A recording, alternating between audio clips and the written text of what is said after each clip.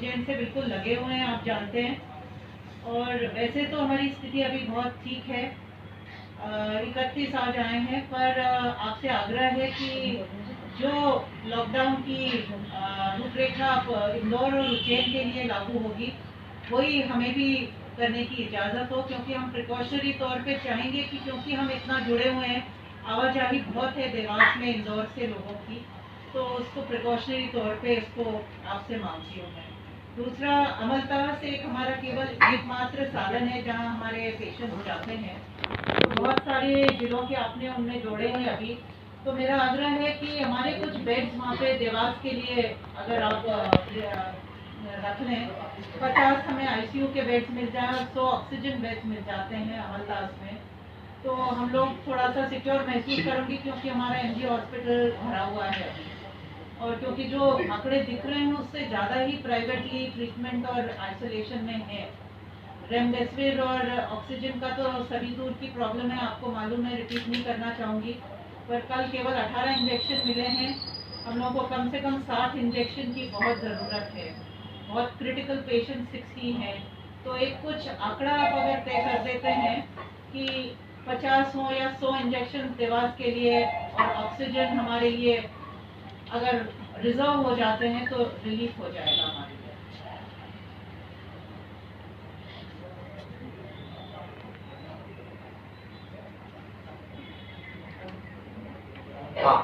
जी, एक liquid oxygen tank का भी हमारे हॉस्पिटल में टेंडर हो चुका था, पर वो लैप्स हो गया था। आपसे आग्रह है अगर वो हो जाता है तो टैंक्स नहीं मंगाने पड़ेंगे, वहीं से पाइपलाइन से सप्लाई हो पाएगी। तो आपसे इतना ये है, और लॉकडाउन के लिए मैंने आग्रह किया है कि हमें परमिशन दी जाए थोड़ा सा बराबरी से। उसको जी यहाँ से कोई दिक्कत नहीं। जी, आपको भी धन्यवाद, हम सभी को भी धन्यवाद। लॉकडाउन की बात कही, क्या देवास में भी आपने ऐसा कुछ फिक्सिंग लिया, निर्णय लिया? जी, माननीय मुख्यमंत्री जी को मीटिंग में इस बात से अवगत करा दिया गया है, क्योंकि हम इंदौर और उज्जैन के बीच में स्थित हैं और इंदौर उज्जैन में यदि कोई भी संक्रमण बढ़ता है तो उसका सीधा प्रभाव देवास पर पड़ता है।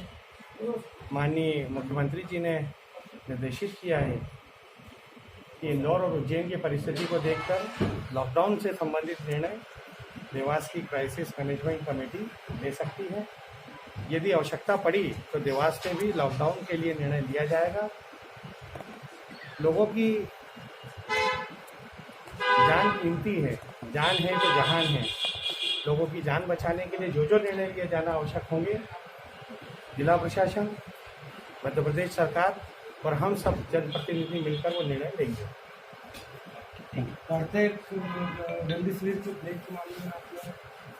रेमडेसिविर की जो शॉर्टेज चल रही है उसके संबंध में सीएम साहब को अवगत करा दिया है। कुछ लोग इस शॉर्टेज की आड़ में ब्लैक मार्केटिंग कर रहे थे, इस बात से भी सीएम साहब को अवगत करा दिया गया है। सीएम साहब ने जिला प्रशासन को निर्देशित किया है कि जो भी रेमडेसिविर की ब्लैक मार्केटिंग कर रहे हैं उनके खिलाफ सख्त से सख्त कार्रवाई की जाए। रेमडेसिविर की सप्लाई के लिए भी पूरा प्रयास मध्य प्रदेश की सरकार कर रही है। रेमडेसिविर बहुत जल्दी मार्केट में प्रचुर मात्रा में उपलब्ध हो जाएगा। ऑक्सीजन की कमी के संबंध में भी इसी प्रकार के निर्देश माननीय सीएम साहब ने दिए हैं। जो कमी रेमडेसिविर और ऑक्सीजन की जिलों में आ रही है उनकी भी बहुत जल्दी पूर्ति मध्य प्रदेश की सरकार के द्वारा की जाएगी। उनको लेकर निर्णय लिए गए देवास में आपके द्वारा, और चूंकि जनप्रतिनिधि भी साथ में थे, तीनों की बैठक के बाद क्या निर्णय निकाला गया? आज माननीय मुख्यमंत्री जी की जो क्राइसिस मैनेजमेंट ग्रुप के सदस्यों के साथ में बैठक थी, हर ज़िले से वो अलग अलग से चर्चा कर रहे थे। देवास ज़िले में की जब बात आई तो माननीय विधायक मैडम ने ये कहा कि क्योंकि इंदौर में भी 7 दिन लॉकडाउन की बात आई थी और उज्जैन में भी आई थी, तो उन्होंने कहा कि जिस तरह का निर्णय इंदौर और उज्जैन के लिए हो उसी तरह से देवास के लिए भी निर्णय हो। फाइनली निर्णय शासन स्तर से आना है, पर मेरी समझ से बीसी में माननीय मुख्यमंत्री जी ने इसकी सहमति दर्शाई है, और जैसे ही इसमें शासन से आदेश आएंगे अकॉर्डिंगली फिर हम अपना अनुपूरक आदेश जो है जिला स्तर से उसको हम जारी करेंगे। पर वो निर्णय एक बार शासन से आने के पश्चात हो पाएगा। सर, जिस तरह से आप बता रहे हैं कि इंदौर उज्जैन के शासन से निर्देश आने के उस पर फॉलो किया जाएगा, क्योंकि इंदौर उज्जैन से देवास का प्रशासनिक अमला भी अप डाउन करता है, क्या मानते हैं इस चीज़ को? बिल्कुल बात सही है। अभी मैंने इस बात पे भी प्रतिबंध लगाया और सभी प्रशासनिक अधिकारियों को ये निर्देश जारी किए गए हैं कि वो अपने मुख्यालय पे रहें। जिनके पास अगर घर आवंटित नहीं है वो किराए का चाहे ले लें, पर कोशिश ये करें कि लोग अप डाउन करने की जो पद्धति है वो बंद हो। सर, पलायन वापस चालू हो चुका है। बाईपास पर अगर हम देखेंगे तो रोज़ सैकड़ों वाहन दिख रहे हैं बाहर से आने वाले। क्या देवास में उन लोगों को वॉच किया जा रहा है? जी, पहले देवास जो था पलायन के लिए, जो पिछले कोविड का जो आपका अनुभव है, जहाँ से भी आते थे देवास एक सेंट्रल पॉइंट था। यहाँ से फिर फर्दर अन्य ज़िलों में आगे भेजा जाता था। सामान्यतः देवास ज़िले के जो मज़दूर हैं, अभी इस तरह की कोई सटीक जानकारी नहीं कि अन्य राज्यों से होकर के आ रहे हैं, पर अगर इस तरह से कोई सूचना आती है तो उस पर हम निश्चित तौर पर सुनिश्चित करेंगे उनको किसी प्रकार की परेशानी ना हो। ठीक से राज्य विभाग क्राइसिस मैनेजमेंट की बैठक में थी, चूँकि इंदौर उज्जैन में 7 दिन का लॉकडाउन बढ़ाया गया है, देवास के लिए क्या निर्णय लिया गया है? जी, देवास के लिए भी यही निर्णय लिया गया है कि जो इंदौर और उज्जैन का डिसीजन होगा उसी डिसीजन के ऊपर बेस देवास को भी करने की अनुमति दी गई है।